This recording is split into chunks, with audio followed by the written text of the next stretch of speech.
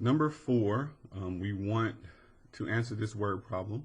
It says a golf ball is hit with an initial velocity of 150 feet per second at an inclination of 45 degrees to the horizontal. In physics, it is established that the height of the golf ball is given by the function. And we have hx equals negative 32x squared divided by 150 squared plus x. And then it tells us x is the horizontal distance that the golf ball has traveled. We want to complete parts A through G. So the height is the function. So you got to pay attention to the terms and everything they're giving you. So this equation is a function of height. It tells you how high the golf ball is going. And then x is the distance. So it's helpful to draw images so you can see what's going on. So the function we have, h of x, is height. And it might be helpful to write that down so that you know what you're dealing with. Negative 32x squared, and it's divided by 150 squared plus x. So this is the image that we're getting. We have a horizontal distance. We have a vertical distance. This is our h, or our h of x, the height. So some golf ball, normally golf balls are on the tee. Okay, this ball is hit, and it's going to go up and travel a certain height, and it's also going to cover a certain distance, x. So this is the image that we're dealing with. X is the distance, h is the height. So part A says determine the height. So we're looking for height of the golf ball as it has traveled 100 feet. And they have told us that x is the horizontal distance. So that 100 feet is the x. So this first part is telling me that x equals 100, and then that's 100 feet. Units are important.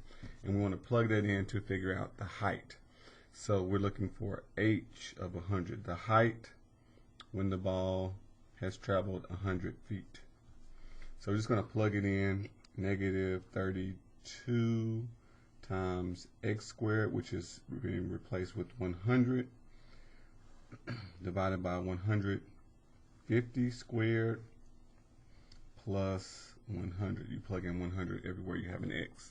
So these are really big numbers. I'm going to use the calculator to compute these numbers.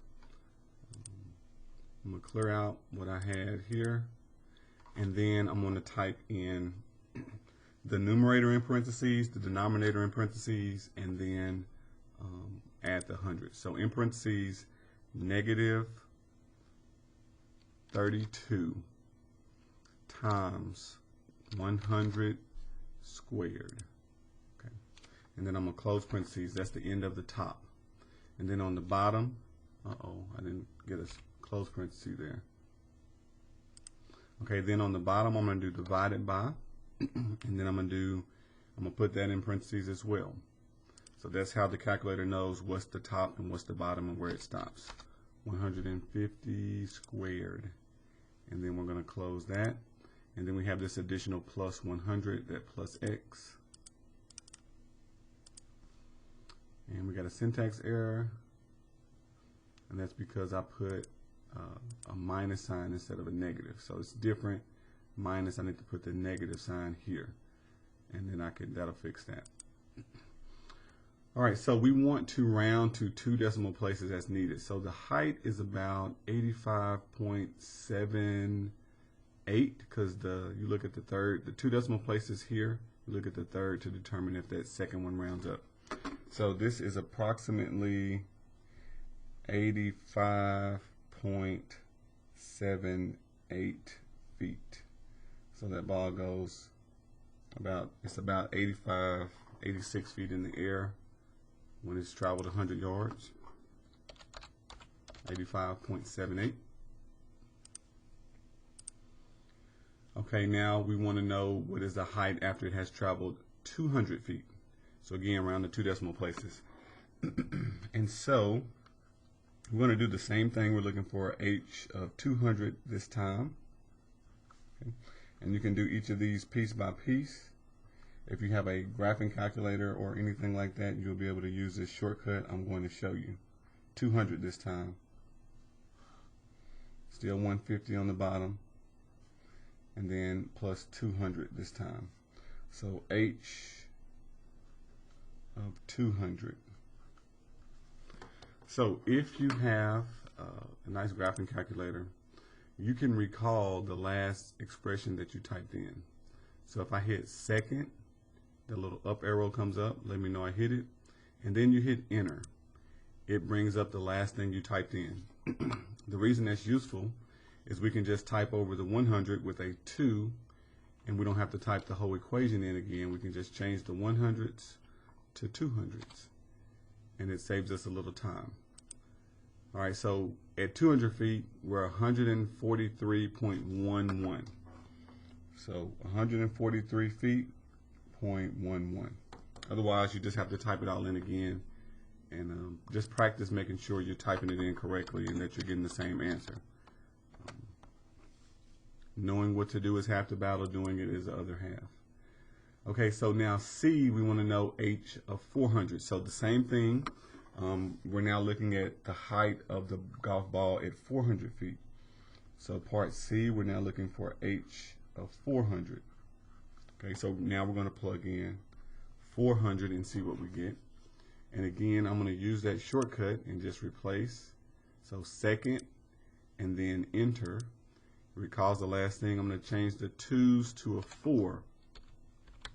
So from 200 to 400, everything else is going to stay the same. So height of 172.44. Okay, 172.44.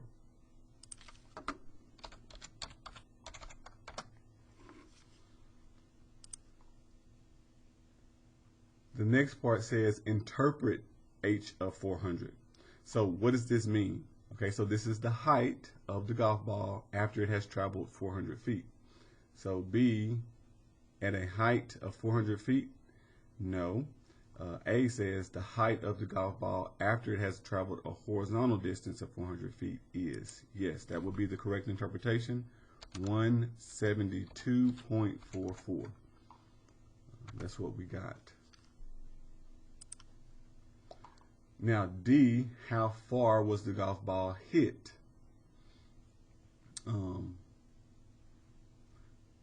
How far was the golf ball hit?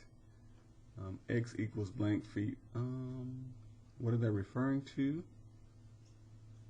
How far was the golf ball hit? Around the 2 decimal places. So I guess we want to know the distance that it traveled altogether. So the way we figure that out is that this ball starts at a height of 0, and then as we hit it, it goes up into the air, and then eventually it's going to come back down to a height of 0. So we're looking for the X value when the height is 0. So you got to do a little bit of thinking about what they're asking here. So this time we're replacing H of 0, the height. Sorry, not H of 0, H of X. We're replacing H of X with a 0. So we want to know what is the distance when the ball is has come back to the ground. So 0 equals negative 32 x squared divided by 150 squared plus x. So we're going to be solving this equation. So the first thing I would do is try to get rid of this fraction. Okay, so I'm running out of room. I'm going to repeat this on another sheet. Okay. So this is part D. So we have 0 equals negative 32x squared over 150 squared plus x.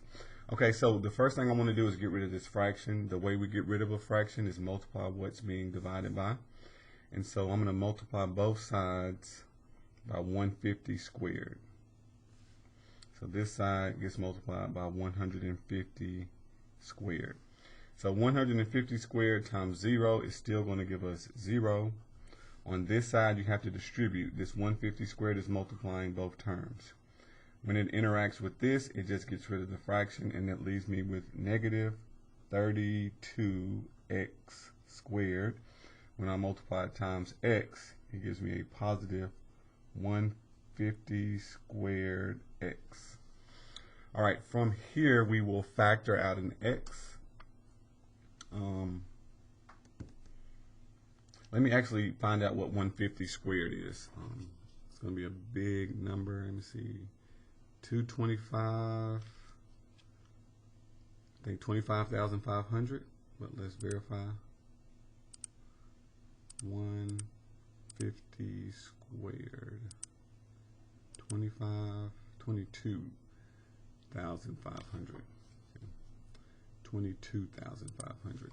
Okay, so let's write that as such. Negative 32x squared plus 22,500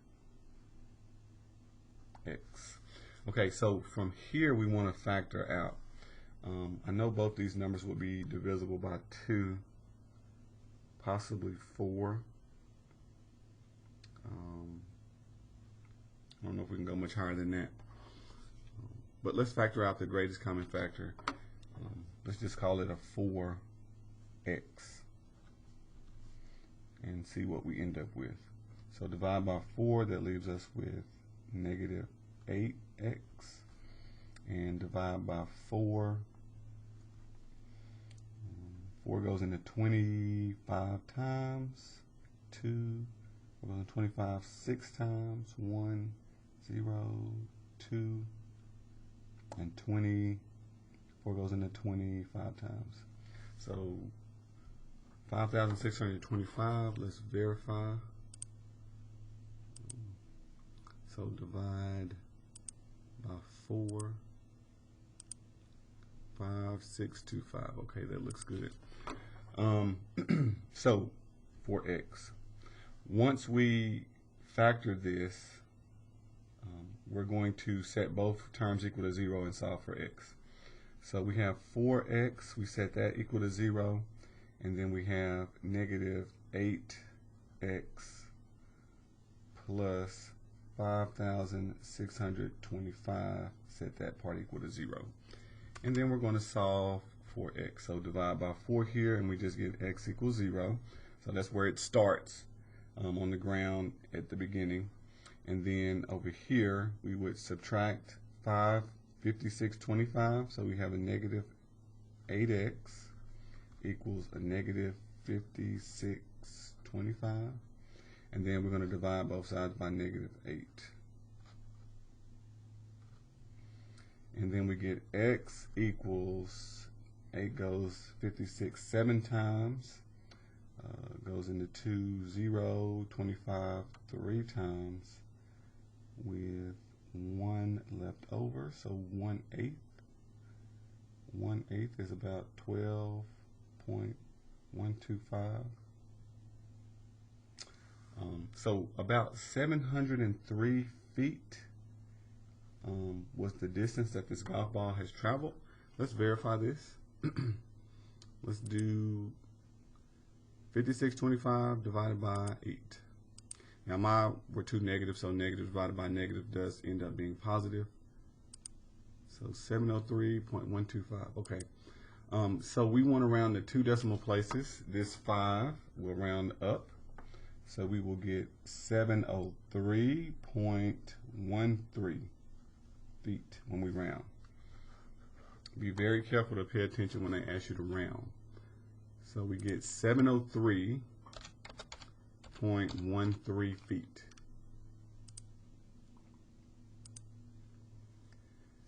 Okay, so now E says use a graphing utility to graph the function h of x. We're going to choose the correct graph below. All right, so you have to have a graphing calculator for this. If not, you can use Desmos, which is a free graphing software. I will show you that and show you both. Desmos, but you want to be able to use one or the other. All right, so not videos. I just want to do,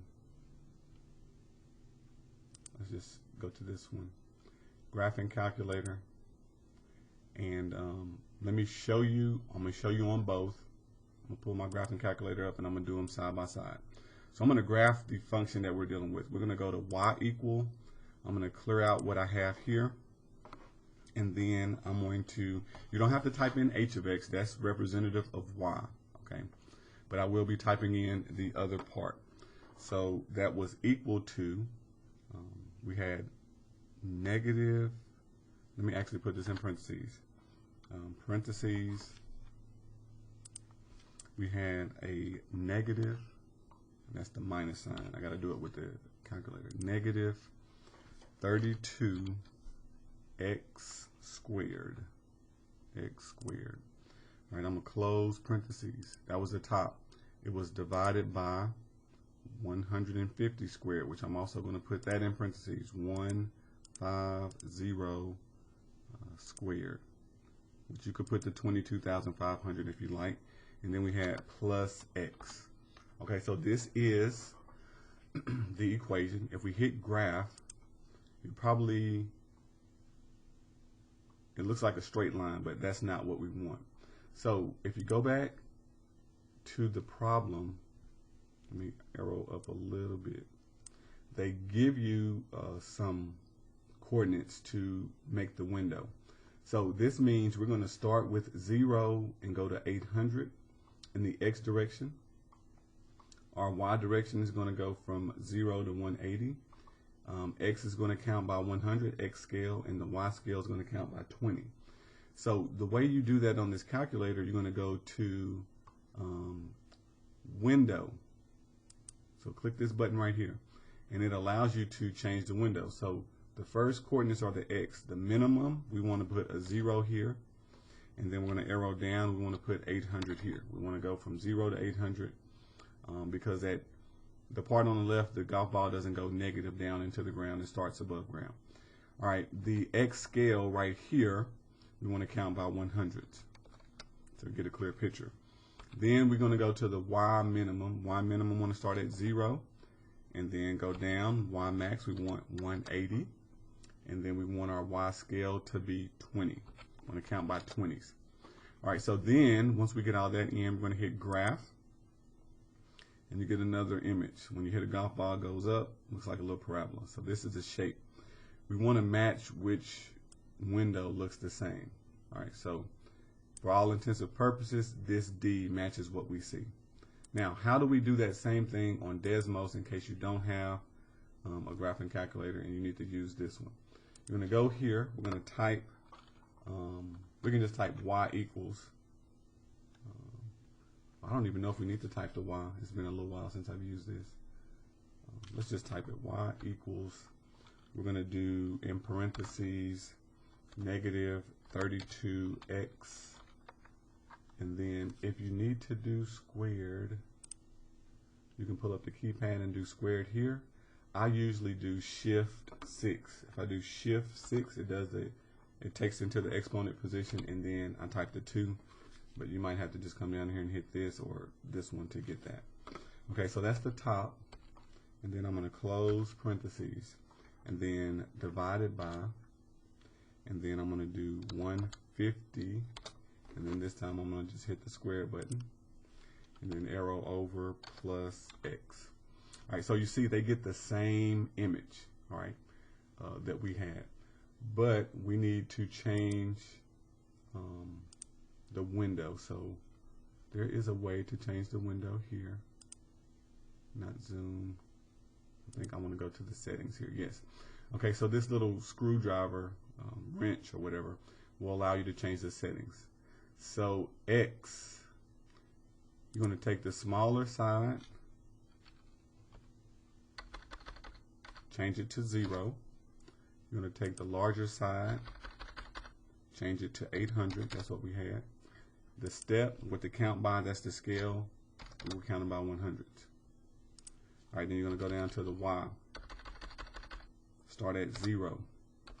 go to the Y maximum, change that to 180, and the step we counted by was 20. And then when we move that, if I get a full screen, this is the image you see. So it kind of matches. I zoomed in and out, but that's the picture that you get here. So you can do it with Desmos or with the graphing calculator, but D, that's the option that best fits what we're looking at on our calculator. All right, part F. We're going to use the graphing utility to determine the distance that the ball has traveled when it's at a height of 80 feet. Okay, so once you graph your equation, okay, if you go, what do we want? We want the distance when it's at a height of 80. Okay, so we want to find out the distance, the x value, when it's at a height of 80. So what we want to do, we can do, I think maybe a couple things. The best way, I go to y equal, and I say I want a height of 80 feet. So it's going to graph a new equation. When the height is 80, it's going to cut a line in our graph. So if I hit graph here, there's 2 points where this line y equals 80 cuts this graph. All right, so we need to figure out what those are. So we're going to do second, and we're going to do trace for calculate. And we want to find the intersection, option number 5. And it asks first curve, you just hit enter. As second curve, just hit enter. And then it asks, do you want to guess? So at this point, you can arrow left and right. See that little cursor moving, left and right? You're going to arrow that cursor close to one of those points. You don't have to go all the way there, but it's closer to this one than that one. So if I just hit enter here, at the bottom, you see the y is a height of 80. The x distance is 92.05. Okay, so let me come down here and see what we're asked. Use a comma to separate answers. So they know there's 2. So we're going to do 92.05. That's one of them, and I'm going to do a comma. And then I'm going to do second trace, and then I'm going to do option number 5 again. As first curve, enter, second curve, enter, and then it says guess. This time I'm going to arrow all the way over toward the other point where they intersect, and then hit enter. And now the cursor is there, and at the height of 80, it has traveled 611 feet, 0.07, 611.07. 611.07. So it travels 80 feet going up and then going back down, and we got 2 different distances. On Desmos, you should be able to do the same. I haven't used all of these functions. I don't want to delete anything. Let's see. Functions. Nope. And another thing you can do, you can solve this by hand. You can just plug in 80 for the h of x value. Let me see. They should be an ability to do that. I might have to look at that later. Maybe the best thing you would have to do if you don't have it is just plug in 80 here and then solve that quadratic equation by factoring, kind of like we did 150 plus x. You would have to move the 80 over, multiply by to get rid of the fraction, and then solve it that way, which I can show that as well. Just let me know in class. We'll see you in class when we do that part. There should be a way. If I figure it out, I'll come back and show you guys. I don't remember because I don't use this very much. Okay, but we get these 2 distances. Now, I believe second calc, if we do value, we can plug in an x value, but I don't think we can do it from y. We have to do that intersection. I thought there was another method, but maybe not. Okay, so this one says create a table, start at 0, and let the change be 25. So we want to count by 25s. To the nearest 25 feet, how far does the ball travel when it reaches a maximum height? What is the maximum height? So to the nearest 25 feet, if the ball travels blank feet. Okay, so we're going to create a table. So if you just go second graph, you will see the table that we already have. Now let me go back. Y equal. I want to turn this one off because I don't need this 80. That's extra. Let's hit enter. Turn that off. Okay, so second graph, you see the table. All right, so right now it's counting by ones. Okay, so we're going to format our table. It's the second button that says table set. So you hit second in this second button, second window, and it says, okay, the table's going to start, and it says we're going to start at 0. All right, and then down here it says little triangle table. That means counting by what are we changing our increments by. So we're counting by 25. Okay, and then once we do this, we're going to hit second graph and see a new table. Okay, so 0 we're here, 25 we're here. Now seems a little fuzzy, but let me make sure I get what this is asking. Create a table, start with 0, go to 25. To the nearest 25 feet, how far does the ball travel before it reaches a maximum height? Okay, so I guess at 25 feet, it seems like that's what they're asking me, the nearest 25. It looks like we've traveled, so this is the height actually. Let me see what this is asking. To the nearest 25 feet, how far does the ball travel before it reaches a maximum height? So the nearest 25 feet. So let's go down. How far does it travel before it reaches a maximum height? So let's look. These heights are going up, up, up. And we're counting by 25s. Okay, so we're going up, up, up. Okay, so right here, these two, 174 and then 175.7, and then it goes back down.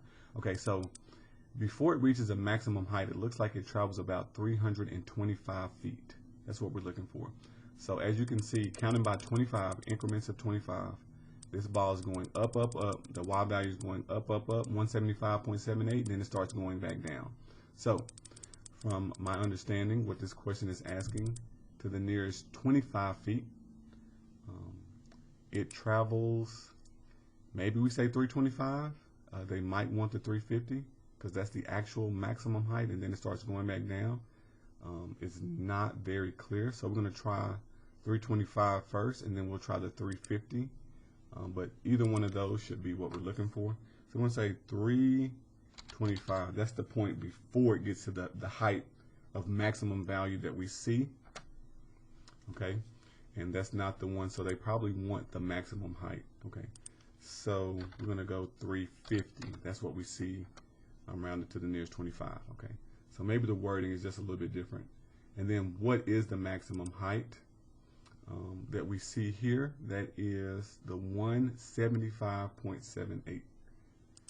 175.78. Now let me look at this question and see if the wording may help a little bit. How far does the ball travel before it reaches the maximum height? Yeah, so that just kind of throws me. That's why I want to use the 325, but they actually wanted the maximum height.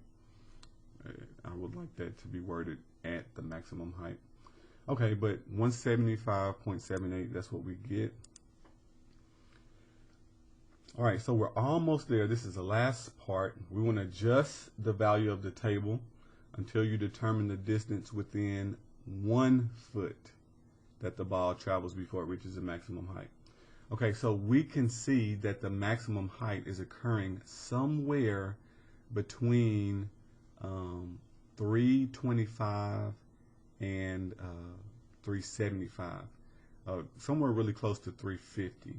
So we're going to change the value of the table. We've got to play with this. Okay, so I'm going to go Second, we're going to go window to table set. All right, so we're going to start at, let's just say, 345, okay? And then we're going to go and count by ones. Okay, so we're going to look at the change from here. So we're going to have to start at all of them. Then we're going to sit second graph to see the table, and we're counting up by one. So you see we're at 345, 175, 72. So at 350, 351 is at the same height, 352, 353, all of those are at the same height. 354, it starts to drop down. Okay. Yeah, we're starting to go down. So at 353, that's the last point where it's at that height. So within 1 foot, determine the distance to within 1 foot that the ball travels before it reaches its maximum height. So keep saying before. I'm thinking they want this one, the maximum height. So 353 is what we want to use here. 353. That's the last distance that we're at that height, and that's the highest that we can tell from here. Okay. So they don't like that. Within 1 foot, the distance.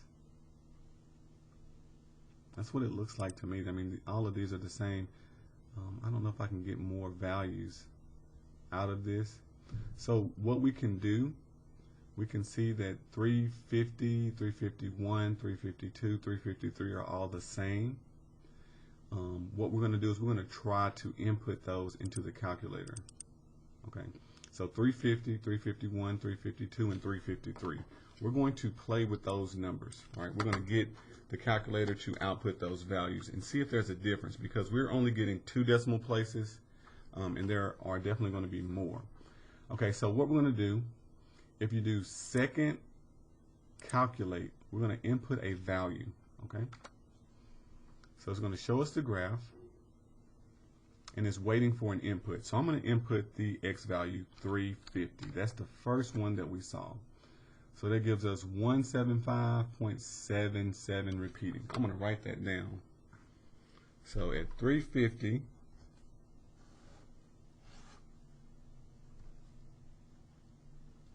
we get 175.777 repeating. Okay. Now I'm going to type in 351. And this time I get 7808. 175.7808. So this one is a little bit bigger than that one. 351. 351. Now I'm going to input 352.